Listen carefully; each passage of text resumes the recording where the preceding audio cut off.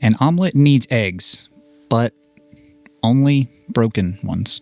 Also, I'm not responsible for any trips that may result in you ending up at the Waffle House after reading this.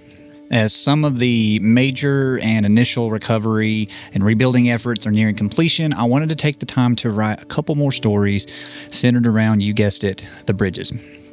I won't lie to you, I never anticipated a hurricane would have such an impact on us folk nestled here among our refuge and the solitude and the safety that we enjoy from the Appalachian Mountains. I doubt any of us did, actually. Bridges that have stood and provided safe passages for decades crumbled into dust and stone. Homes were ripped off of their foundations as the waters slowly receded. The banks of the river were left with trees and debris from here to western North Carolina. When I first saw what I'll call the Hope trucks loaded down with debris, it was during the monumental effort to clean up the area, an area that looked like an absolute war zone, surrounding the Jones Bridge.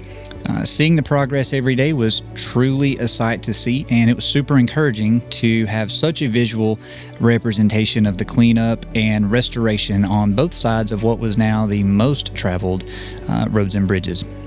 And then, in typical human fashion, we started to grumble. We started to grumble at the amount of dust and dirt that the Hope trucks were stirring up. And if you were local to the area, you've heard the complaints about the potholes. And I'd be lying to you if I said that I had not also had my own internal moments of frustrations regarding an issue of inconvenience caused by these Hope trucks, because I definitely have. I've gotten behind them on narrow roads before and have been heavily delayed from reaching my destination because the trucks were not able to travel more than 20 miles per hour on some of these narrow country roads. I have spilt drinks in my lap when I started what felt like a direct journey to China after hitting a new pothole that I could not avoid.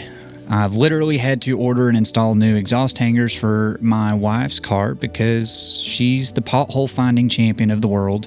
That's been proven, however, I'm going to claim it. And the hangers of her muffler had broken, causing an annoying rattle.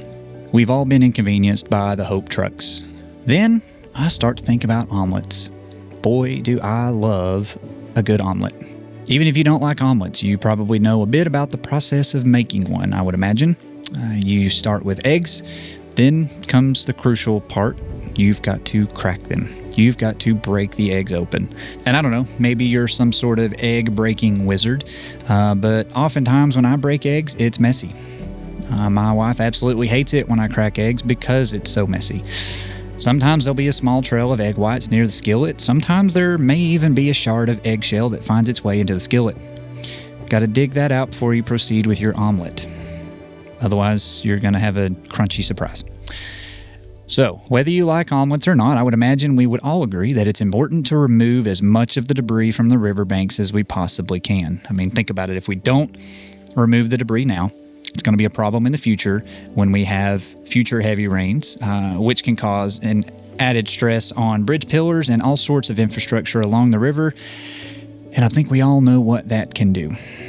Well, I've thought a lot about that process, and I've came to a conclusion. The Hope trucks are having to travel roads that were never meant for their vehicles of their sizes and weights to access miles and miles of riverbanks. You may say, well, they should have never been on this road. It's entirely too small. To that, I would ask you a simple question. How else are they supposed to access that particular stretch of riverbank?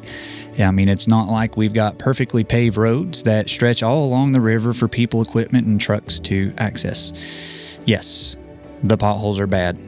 They're really bad. But to me, they're kind of like shards of eggshells in the skillet. If we want that omelet, then we've got to crack a few eggs, which may get messy. And on that note, I've got a date with an all-star special in my future, and I better leave now so I can drive slow enough to avoid the potholes on the way there.